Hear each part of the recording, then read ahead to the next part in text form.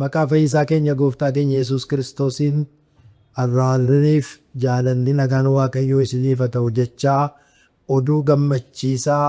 baay'ee kan namatti tolu Waaldaan Macaafa Qulqulluu Oromoo qabatee gara keessan dhufeera.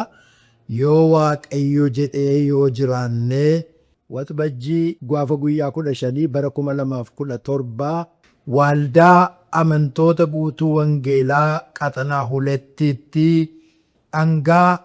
galateeffannaa aarsaa guddaa kan Waaqayyoof ta'u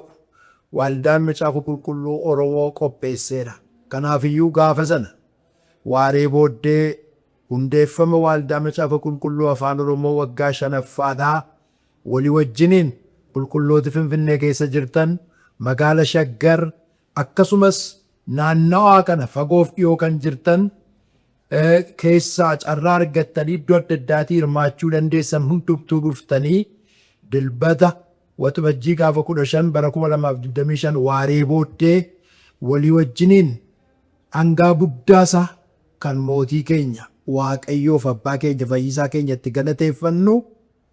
Waaldaan Macaafa Qulqulluu sagantaa guddaa kana nuuf jedhee qopheessee gatii ta'eedhaaf geggeessitooti Waaldaa Kiristiyaanaa, luboonni, paasteroonni, maanguddoonni amantoota kakaaftanii guyyaa sana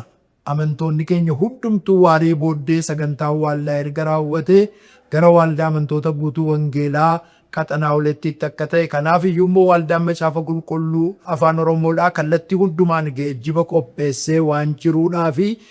yaaddoo tokko malee argamtanii Waaqayyoon akka nu wajjiniin waaqessitanii kabaja guddaadhaan isin afeeraa wangeelli